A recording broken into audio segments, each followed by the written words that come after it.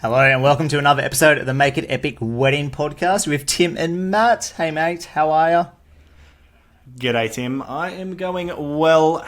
What is happening in the world of Tim this week? Look, it's been an interesting weekend. It has definitely been an interesting weekend. No weddings, but I have been pretty sick, which sounds like a common theme lately.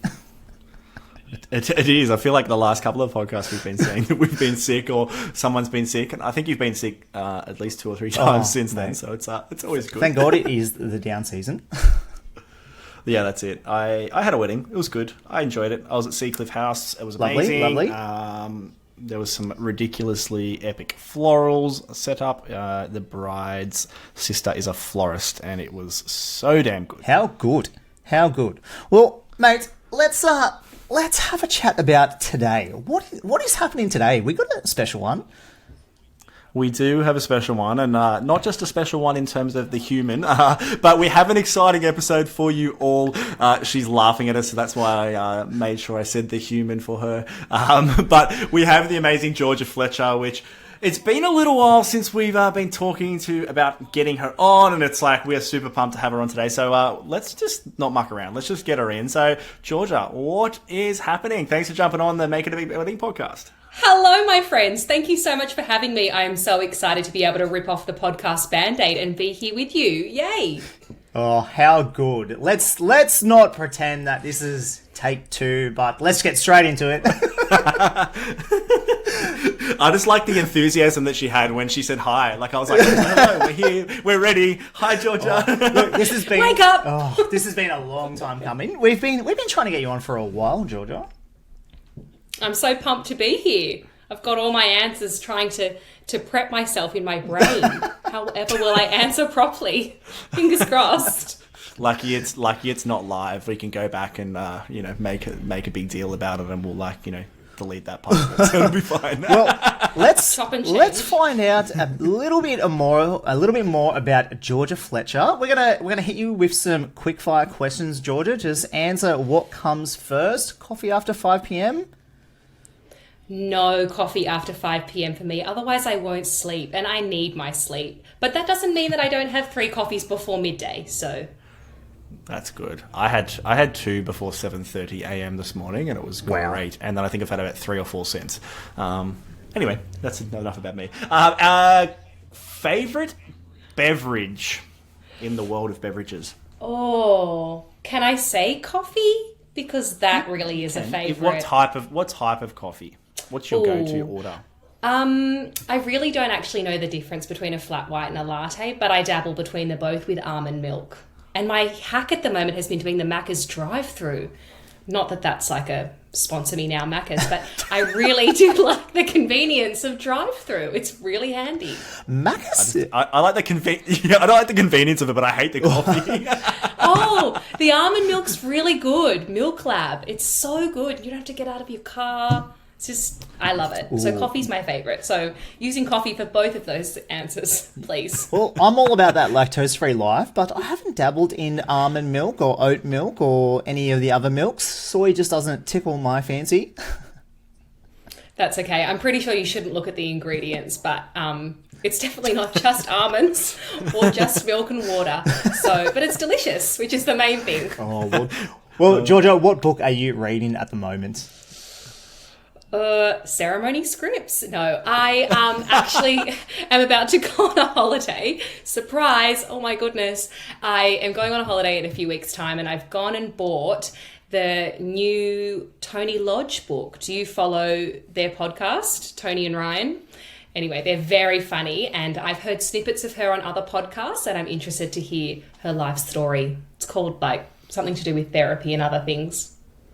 But I'm reading that. Perfect. Or about to. And what's your most memorable piece of advice you have received in life so far? That's a good one. There's lots of advice that I could probably think of, but it depends on who and what the context is. So let me come back to that one. I don't know. What's your best? I just have so many people telling me memorable things that I have so many options of amazing humans. I'm trying to think of things that children have said because they're pretty wise too. Oh yes, tell us one. Tell us one. Maybe your little fella. What's one memorable thing that has been an amazing piece of advice your little fella's given you? Oh, I don't know. He tells me not to worry, or he says it's okay. I don't know. Just very innocent things. I think those timely reminders from children that look through life with rose-coloured glasses is really nice because they can bring you back down to earth. So anything that's got to do, I mean, not telling people to relax or calm down, but things like let it go, it'll be okay. I don't know, validating how you feel is an important. That is that's actually not really advice, amazing. is it? My 3-year-old daughter has just started saying to my wife, "Calm your farm," because apparently I say that to my wife very often. That's See? so good. So humbling. So humbling. Oh, Well, if we're telling stories about kids, my 4.5-month-old baby giggled for the first time, like proper giggled the other day for the first time because I was giving him raspberries. So that was a pretty cool little Isn't that the moment. best? So That's beautiful. yeah, that was a little nice, bring me back down to solid ground again. That was it was pretty bloody special. Nice. special. That's Special. good. I moment. love that. Georgia, if you could go anywhere in the world tomorrow, where would it be? Ooh, I am going to Fiji in 3 weeks. So if I could speed that up and I could go there really quick, that would be great. Although back in the day, I did do some teaching pracs over in Calcutta in India. And then I've also been to South America. And to be able to go there and also, I don't know, explore a little bit more, that would be amazing. I did have great experiences over there. Sick. That's interesting. How Very good. Last one, because this was definitely not quickfire. So anyway, that's fine. If you were to buy an exotic pet, what would it be? An exotic pet? Goodness. This is not quickfire because I don't know what's coming to my head when I think of exotic pet. Like a unicorn came to my head, but I don't really want a unicorn. I don't really want a unicorn. Well, that's a mythical, but we'll take mythical or exotic. That's fine. Well, what would your exotic pet be? My exotic pet would be A salamander comes to my head. Oh, the kids at school love those. the one. What's the one that changes color? A chameleon. Yeah, that one. That'd be pretty bloody. Oh, awesome. Yeah. are they exotic? Yes. How many people do you know would have a chameleon in their backyard, mate? Not many. Oh my goodness. What about a stick insect? Is that exotic? Yeah, They're that's cool. a classic. How old's your child again? 4, isn't he? 4.5. Yeah, that's a Stick 4.5-year-old insects are answer. Okay, excellent. Tick.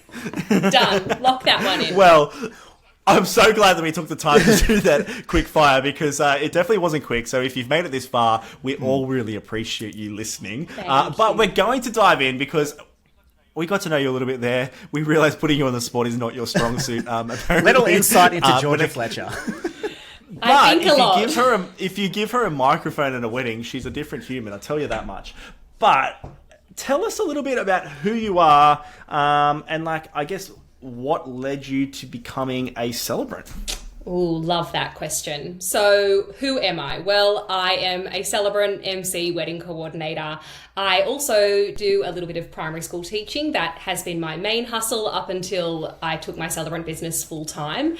I absolutely fell into loving wedding planning when I got married in 2016 myself. So my husband Max and I have been together, or we've been married for 7 years, and I fell in love with the admin of wedding planning. Although I completely validate those overwhelming experiences when you're in the trenches of finding inquiries, booking vendors, paying deposits left, right and centre.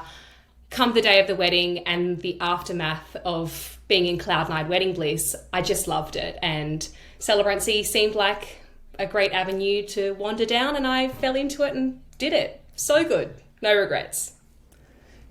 Wow. How good.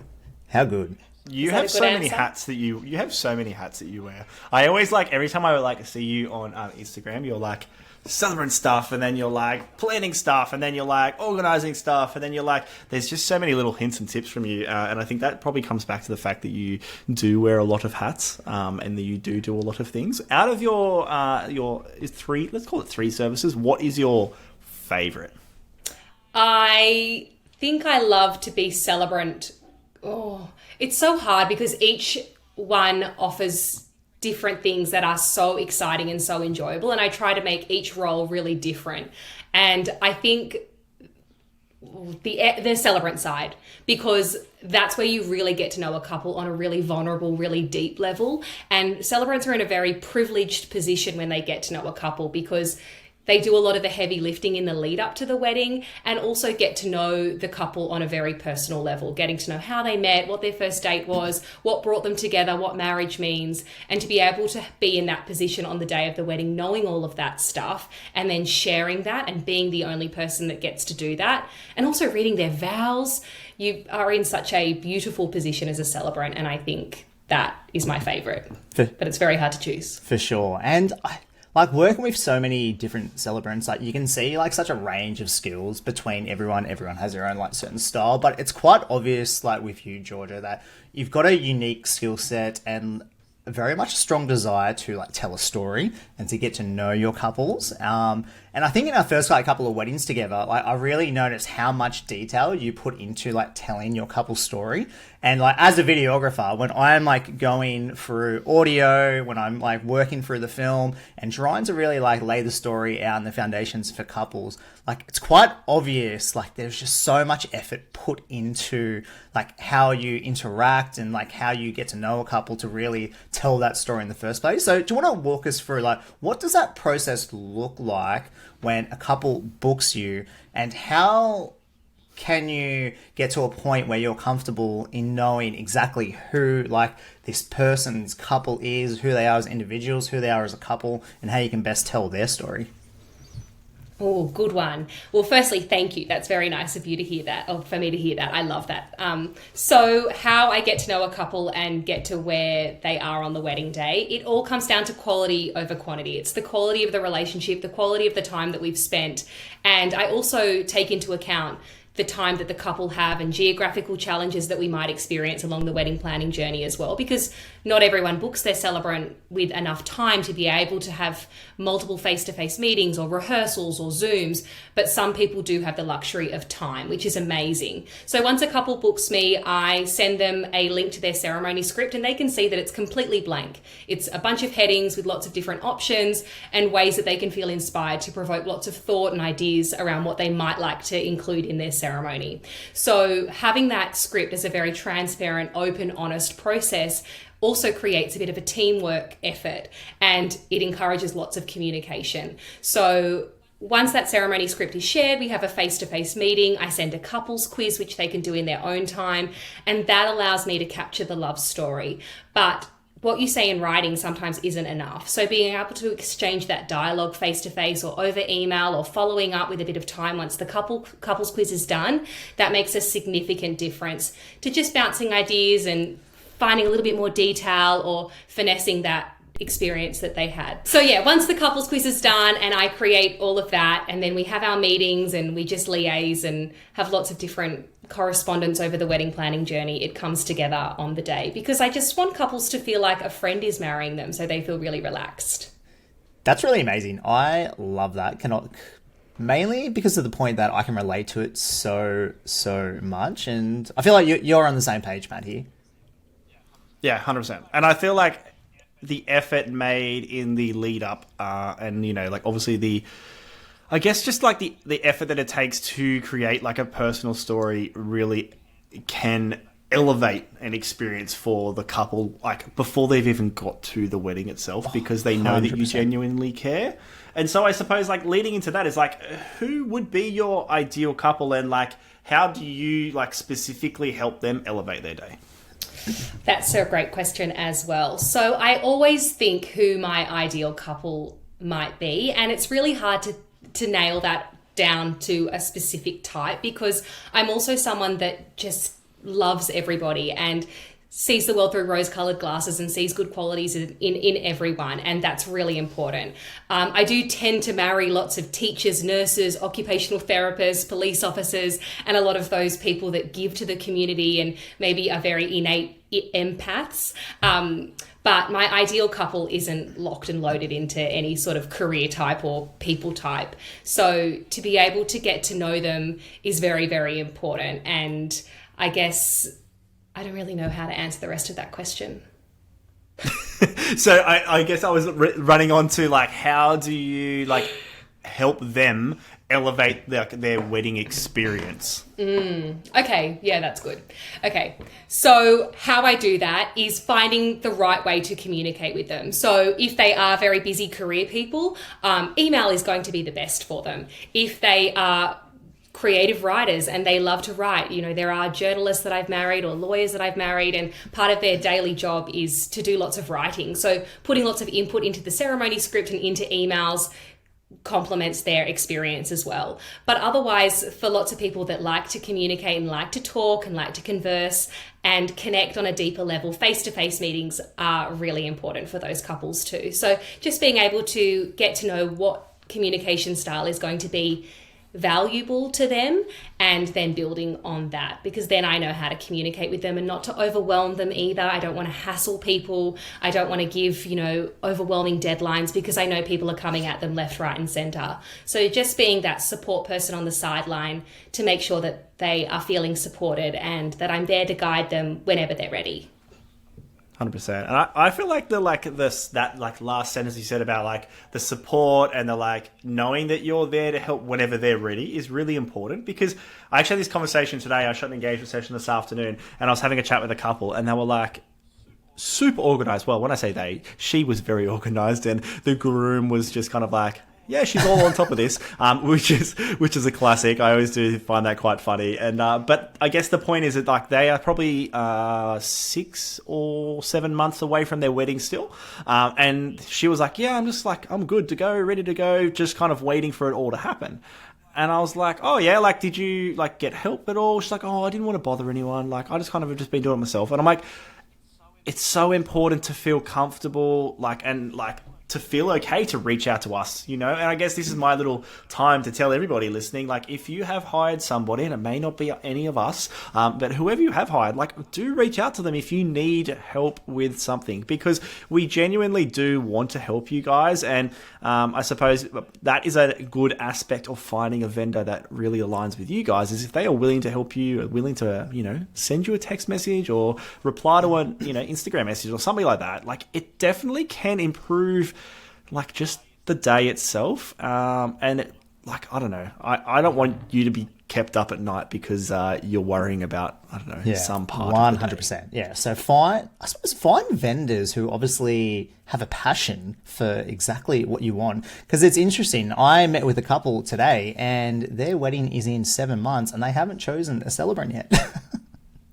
Well, here I am. and they were thinking, oh no, like we still got 7 months, like it's still like we still got a while. And like I'm trying to calmly make the point, it's actually not that far away, but obviously they have a very different outlook to that, which is completely fine. But obviously my advice is to like figure out, okay, that's fine. Obviously quite relaxed with it. We need to find someone that's obviously going to align with vision, someone that's going to be quite relaxed in that point as well. But how else can we elevate your experience? Like for me as another vendor, I'm like, okay, well, I can recommend some celebrants that probably like fit that vibe, but also we're 7 months out as well. It's getting pretty close. That is really tricky. That also makes me a little bit nervous. It does. They will find someone. There is an abundance of celebrants and other vendors out there. And it's just about taking the time to be able to lock in those vibe checks with people or to gauge from their written communication. I often say to couples that are looking, at expos or other marketing opportunities, if they're looking for vendors, to go on Instagram and look at the language that they're using, listen to the videos, how they're communicating to their audience, how they're connecting with the people that they know in the wedding world, and you can gauge a lot from what they're putting in writing, and then also how you can engage with them and what you're listening with them. But I, yes, would be looking at booking a celebrant Yeah, soon. for sure. And speaking of social media and Instagram and TikTok and the like, and maybe perhaps the new app Threads, you're quite active on social media, Georgia, and I do love social media. Yeah. We do love seeing your face around, and I feel like even before I started working with you, I really got to a point where I knew exactly who you were and what your personality was like, and obviously you are such like high energy individual, and it is bloody amazing. I love that. But how do you think social media has like impacted like your business? Is that like a major component like of your marketing and attracting like the clients that really understand who you are first before they inquire? Yes, and social media has been phenomenal. It's been a game changer, so much that I'm not actually on any directory now. And a lot of my inquiries, if they're not word of mouth or a referral, they're from Instagram or TikTok. I've booked a couple of people from TikTok now. And here's a fun fact though, I have really bad imposter syndrome. So anytime you might see my face on Instagram, know that moments later I put my phone down so I don't delete the story. So it's great to know that you enjoy the high energy and the high vibes, but it is something that I still tread very delicately on to make sure that I'm using the right language in an inclusive and supportive way, and also not being overwhelming and in people's faces too much. I don't want to be able to put that image up that everything is always amazing, because we know that's not real world. But I do love sharing lots of behind the scenes and wedding ideas that if I'm not emailing the couple directly or Instagramming the couple directly about things that they might like for their wedding, at least they're seeing it on Instagram, or they're seeing it in a more sort of neutral way so that you can take what they like from there.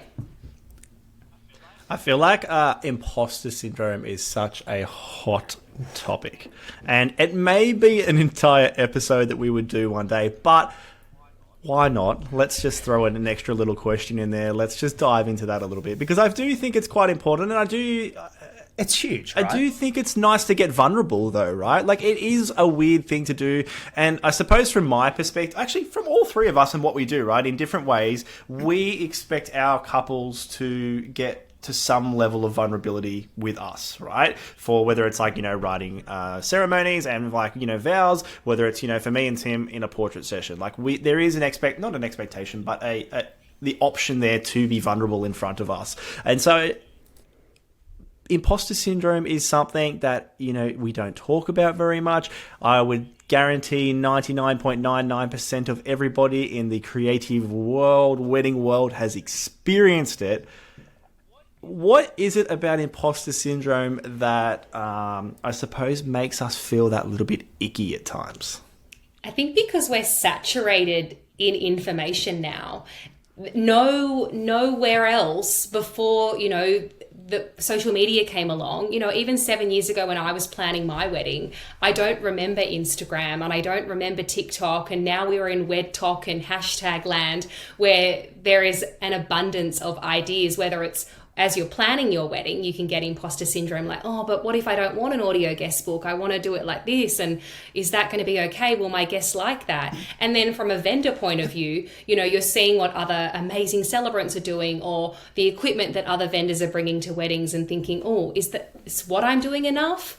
So it's about surrounding yourself with people. I think now what's definitely helped me is meeting people and getting to know people that I think are a bit weird, quirky and unique like me, and celebrate that. And that's really important, to find your support network that you feel truly yourself with. And hearing that feedback that you said earlier was like, oh, okay, it's not so overbearing and it's okay to put myself out there. So it is a scary concept though, and so multi-layered. Yeah, definitely. And I think almost everyone struggles with imposter syndrome. Like, I know I do. I think it can show up in many forms, but I really think it's something that if you really have a passion for something, you're going to care what other people think of you.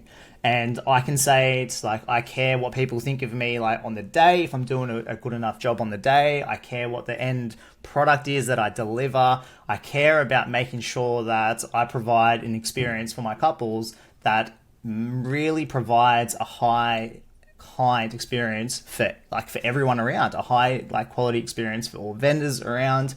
But I think having imposter syndrome just means you care, right? Yeah, I think there's a really fine line because at the end of the day, it means that you are reflecting on your practice and you're willing to take inspiration, ideas, and then make it your own. And that can be a really empowering thing as a business. So being able to strike that balance, because it's a very, very fine line between letting it affect you emotionally, but letting it impact you professionally. Yeah, I heard a little like a quote recently, and I can't remember exactly who it was from, and I'm not going to quote it exactly because I can't specifically remember the details. But essentially, it went around like talk about imposter syndrome, and it went around the fact of like there's no such thing as imposter syndrome because the ideas that we are all doing have been there for so long that everybody has copied everybody. And so therefore imposter syndrome isn't really a thing, but it's a thing mentally for us. And we've all just kind of like came up with this term to say it's imposter syndrome, if that makes sense. That's interesting. Trippy. A little bit of a brain. Yeah, I think there's something, there is a book. There is a book. I'll have to find out the term. I'll have to find the book and put it in the show notes. But it's something along the line that artists steal and nothing is original. So just do what comes naturally to you, because at the end of the day, it is your art. It's subjective. It is your process, and you can take inspirations from different areas within your life, but ultimately they're your inspirations, and you can use them as your own like reflection onto what you think your art should look like, and whether that's in words, whether that's in photos, and whether that's in videos or whatever. Yeah, I feel like let's turn this a little bit to like the ceremonies and the speeches, because like obviously for you Georgia, you're doing ceremonies and you're also doing MC stuff. So like us, you see a lot. When it comes to imposter syndrome, I'm sure there are people out there that are like, I've seen these speeches online and I would love to copy them or do something similar or whatever that may be. I don't know whether that's specifically imposter syndrome or the stress of imposter syndrome is around that. What are your thoughts in terms of like creating these moments through the day of stuff you've seen online? And that's where we are saturated again, where we're seeing lots of snippets of really great speeches and people are like, oh, but what if they see that it's from a video or whatever? I was thinking about this today because I saw an amazing video of a speech of a wedding I did recently. I did the ceremony, I wasn't at the reception. But the groom got up and made a great reference. It was hilarious about, thank you for inviting me to this day. And that may not have, landed if you were sharing that and practicing that in a room of people that didn't know you. But come the wedding day, it's all context and those people know you. And even though maybe that line or that interaction sounds overdone, the way that it was delivered was so well received by the people in the room. And it's like I saw, if you might have seen it on social media circulating, where they opened up the piece of paper and they blew the dust because it had been such a long time coming.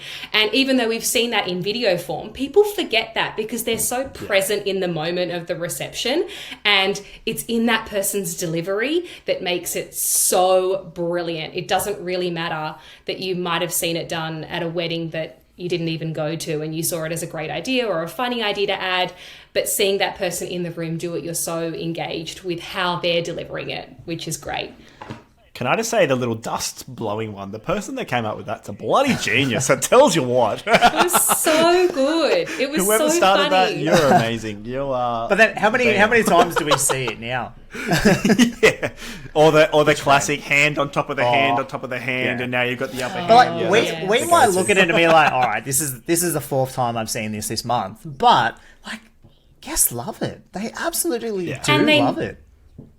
And they know the person well. So if they were expecting that person to get up and go a completely different direction or say something else or start something else, because I often say to couples that I'm the MC for, I say, you've got 3 to 5 seconds to really get your audience. So if you're going to get up there and say, hi, for those of you who don't know me, you could use other avenues to become more engaging, like the blowing of the dust or saying something hilarious like, thank you for letting me be part of your day, because it's funny. Even though we as vendors see it all the time, like you said, it lands really well to the guests, I think, in the reception, because it comes down to your delivery.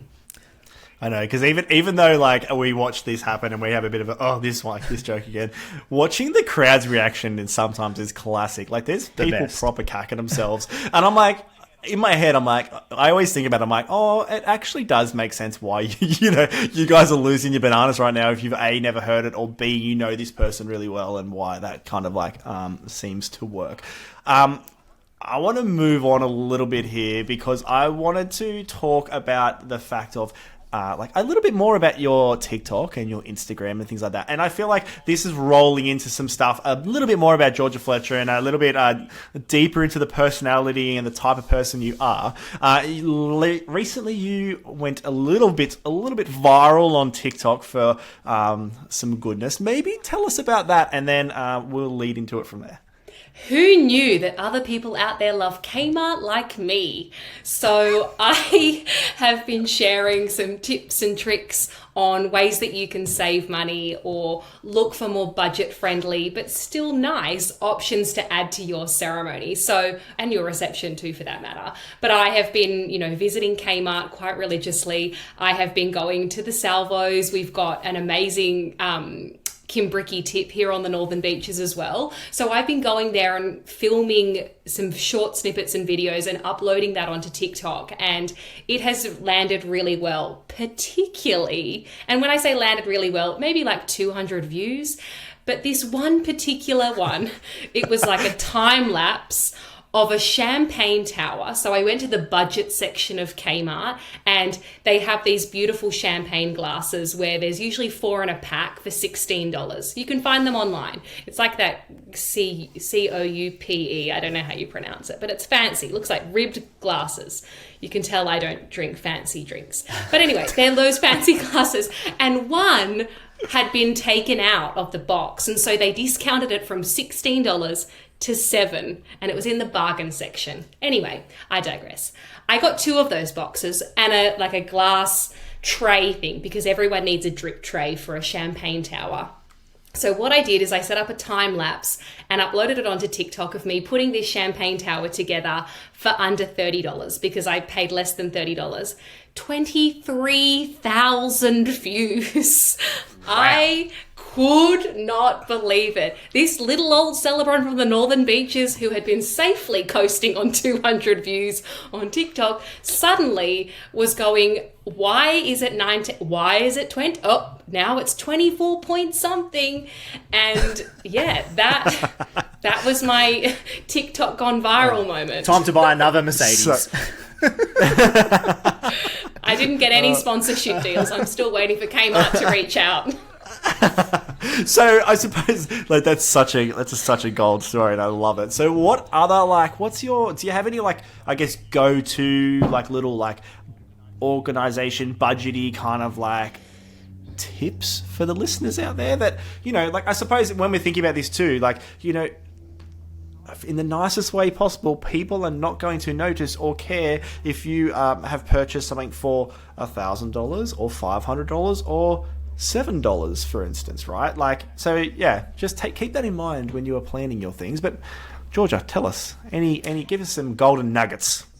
It really depends on where you're at with your wedding planning and what you most value and what you're looking for. So there are lots of amazing marketplace finds out there. The other day I picked up 11 ceremony chairs for $60, and they are those really beautiful, I don't know what they're called. Again, I don't know. They just look great, and I know they're functional, which is fantastic. So you can find really, really great items on Marketplace. So that's a really great place to start if you even just want to see some different ideas too on how things can look. There are different 50 bazillion types of wishing wells that you can get that you can either hire. That's a great way to save money. Or you can look at things like Marketplace or find your local buyback store, or the salvos is fantastic. And if you want to buy things brand new, then Kmart is very, very good for that. It's very affordable. How good. Let's back it up here. Did you say you bought 11 ceremony chairs? I did. Did I need them? No, I didn't. But I thought... just in case. For future. Purpose, Georgia. That was the phrase that I said in my head as I got the ceremony chairs. I thought that it would be very handy, because I've been doing lots of elopements and micro ceremonies recently, that I just want to be able to help couples. I want to be able to say, oh, don't worry, I can bring one. I've got 3 different wishing wells now. I've got lawn games. I want to be able to make sure that I'm not just the celebrant, that I'm someone that if I can help, I will. So if I can have those things in place for couples and also be environmentally friendly and budget friendly for them, then I absolutely want to be able to provide that for them. So no, I didn't need ceremony chairs, but I have them just in case. So now they're in the minivan for every wedding that you do. Well, that's a great point too. I also don't have a minivan, so it was a slight game of Tetris, but we got them home in the end. Got them in the Mazda 2. Happy days. I was... We're dropping a Every lot of time- cars. Maybe you should tell the audience, what car do you drive, Georgia? Because we've said Mercedes, minivan, now Mazda 2. I got a second-hand Hyundai Tucson. It's quite big and it's lovely, but I was worried. Can you just tell us the rego of that as well, please? No, I'm not that silly. How often, I suppose, like, you know, going into this, because, like, a part of the service you are offering at the moment, obviously we spoke about, you know, the 3 that you do, so it's celebrant, MC, and coordination. How often are couples booking you specifically for, say, all 3, or, like, celebrant and the MC role? Like, is there, like, much of a muchness when those comes to that? So that's a great question too. So I often say that I am the MC with or without the microphone. I'm the coordinator with or without the microphone. So I never get booked for all 3 because I'm usually doing the MC part or the coordinating part. So especially if a venue doesn't already have a wedding coordinator on site, I find that paying for the service of the MC is fantastic. So I will be able to make sure that although each of those services is different, MC and coordinator, I tend to dabble in a bit of both if I'm booked for one or the other. Yeah, perfect. And so then obviously, because you have been booked for them, going back a step, and you have all of these, like, I don't know, little goodies in your Georgia Fletcher Hyundai, you can then produce these and, like, couples can use them. Do you have, like, I know you do probably, I'm probably answering my question already, but I'm assuming you have, like, a little, like, spreadsheet or a little, like, Canva document of all the things that you have in your Georgia Fletcher card. Georgia Like, is so a spreadsheet type of gal.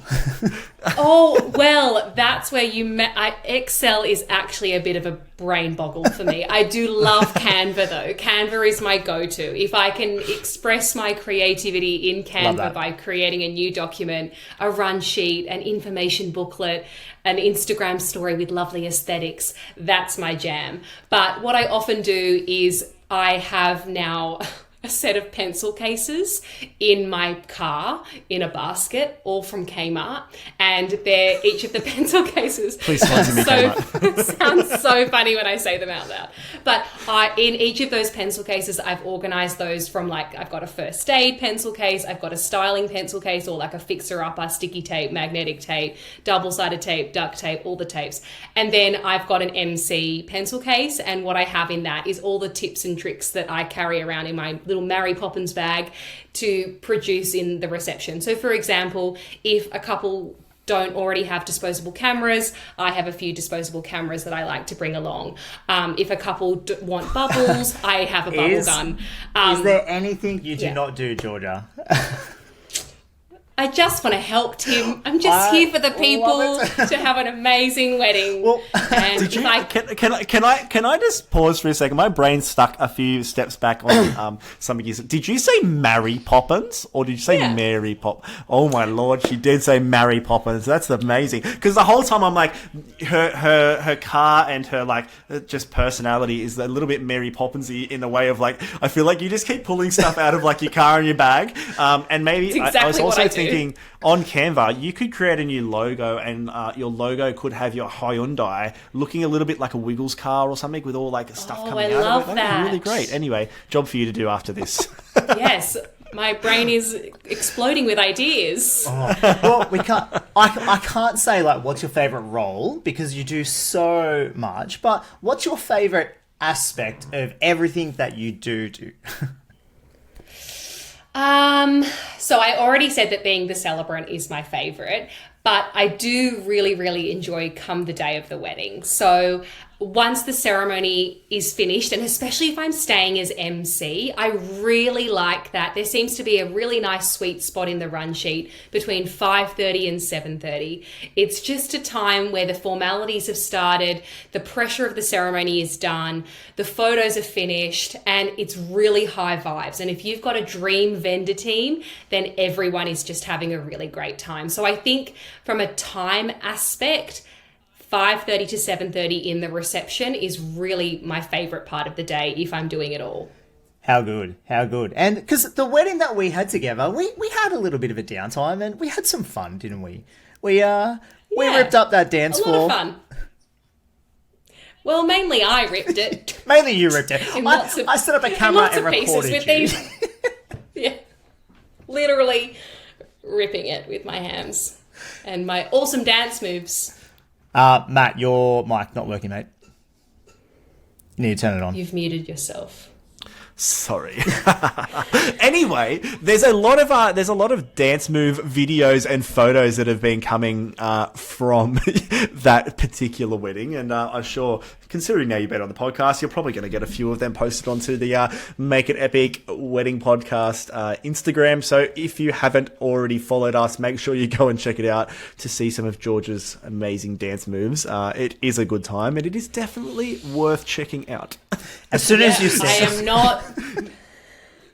I am not a choreographer at all. But as soon as you are passionate, you're passionate about what you do and how you do it.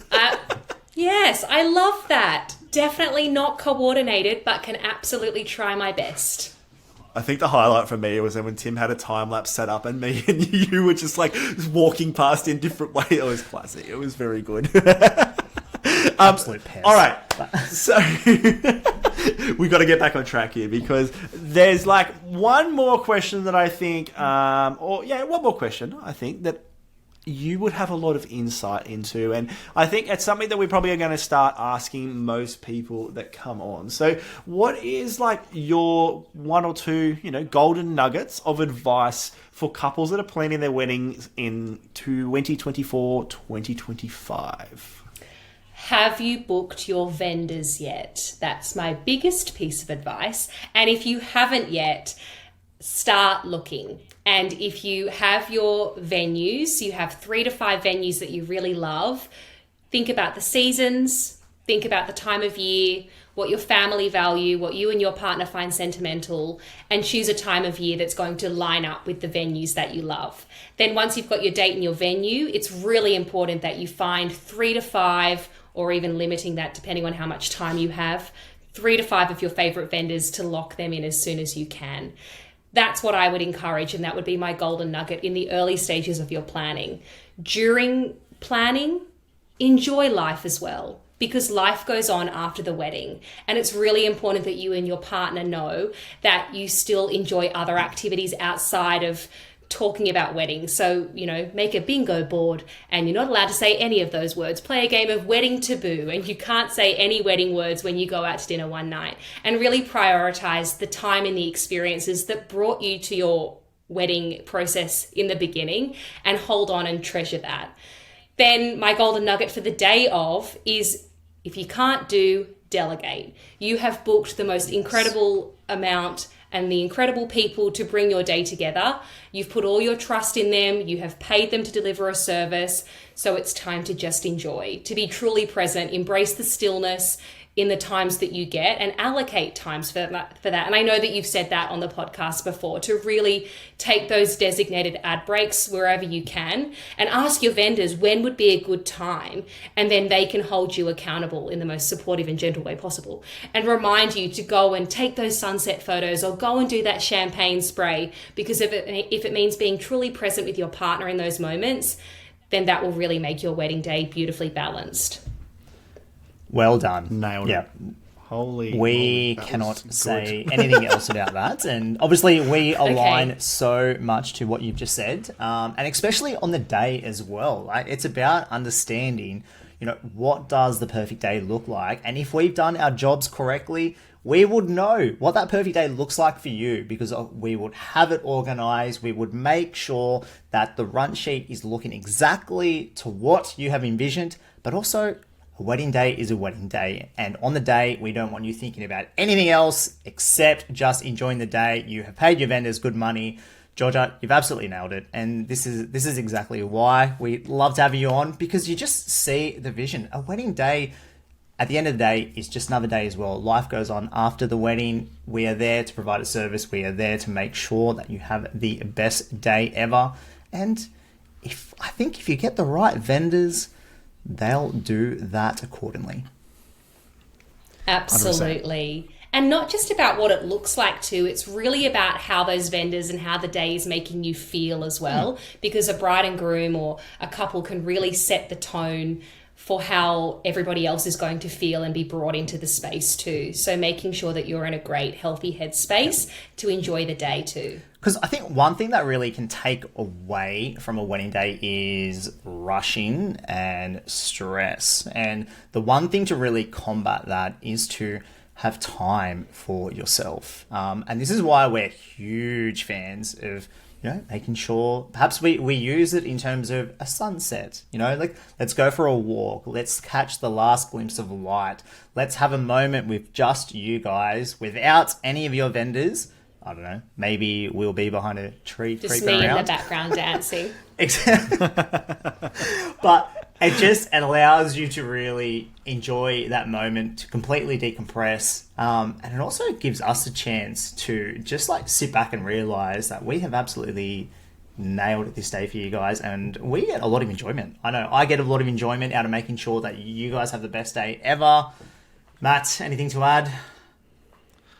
No, I was just thinking how not every vendor out there is probably willing to give the experience that I suppose we all expect other vendors to give as well. So on the podcast, we talk a lot about making sure that your vendors align with you. We make sure that, like we said earlier, reach out to us and talk to us. I know that not every vendor would probably agree with what we're saying, but I do wholeheartedly believe that your day will be better if you are having people around you that genuinely care about you, that genuinely want to see your day being amazing, and that genuinely want to make a friendship with you. Yeah. And it's not just about the business of the wedding itself and the wedding day itself. For me, the highlight of my career, I suppose, is that when I get to go and hang out with people on multiple occasions after their wedding, go and catch up for a drink or go and capture their family. Recently I shot an amazing little family session with a couple that me and Tim actually shot their wedding, and then they've had a baby since. These little things are amazing little moments, and I know that all of these come back to the fact that we genuinely care about people. And George has been saying, she just wants to help people. Me and Tim are in the same boat. We want you to reach out to us. We want you to talk to us. So if you've got one thing out of this podcast, I suppose it is make sure you find vendors like Georgia who are so keen to help you that they will buy a bigger car and unnecessary chairs and things like that to support your little elopement. Or go wild on TikTok filming themselves doing weird and wonderful things. But Georgia, before we leave, we better find out where everybody can find you, because you're a legend and people need to see more of you. Thank you. So I am on Instagram, as I mentioned, also on TikTok, created a new account recently called Kmart Wedding Finds. So if you'd like to follow along with the journey for a little longer, I thought I might condense the content to not overwhelm people with Kmart and make a specific target audience for that. So I'm on TikTok, I'm on Instagram, I'm on Facebook, my website, and I love for people to follow along with me on as many platforms as possible, because I absolutely love sharing my ideas and having a beautiful community to support and inspire wedding planning. Great entertainment. So love it. Good. I love it. It's literally the best. Georgia, it has been an absolute pleasure having you on today. We really appreciate you taking the time, and we hope that if you're out there listening, you got a bunch out of Georgia today, because as we said, she's a legend and she definitely has a lot of knowledge, love, and experience in the wedding industry. So we appreciate it. But as always, we love to hear your thoughts. We're keen to get you guys to continue to leave us some reviews. Me and Tim love it. gives us that little bit of satisfaction when we jump on the podcast and record something new. But yeah, so if you can jump over to iTunes or Apple Podcasts or Spotify, leave us some love. We'd love to hear from you, or follow the socials. That's always. And if you leave a review, we'll read it out live on the podcast. I think that'll be great. 100%, we definitely will. And I suppose maybe we should just drop this really quickly too. I know I was about to wrap up, and then I just thought about this, Tim. Standard, mate. Go for it. Sorry. If you are a vendor out there and you are listening and you are like keen to hear more about what we're doing in terms of the vendor world and how we can build community, we actually have started over the last few weeks a Make It Epic vendor page. And if you want to find that out, it's on Facebook. It is Make It Epic Vendor Chats, and that's on Facebook. Come in, join the community. We are trying to jump on there weekly and just start the conversation about different things in the wedding industry. So we'd love for you guys to join us. So yeah, definitely check it out. We might leave that in the show notes, and we will leave all about Georgia in the show notes too. She's sitting here listening still about us rambling on. But anyway, we appreciate you, Georgia. Thank you so much for coming on. Any last words? No, let's not give you another opportunity. I don't think that's necessary. And now it's an hour podcast. Thank you for having me. You're amazing. We really appreciate it. We always love having a good laugh with you too, which is awesome. So until next week, thank you so much for being on the Make It a Big Wedding podcast, Georgia. We appreciate it, and we'll speak to you all soon. Bye. Bye. Bye.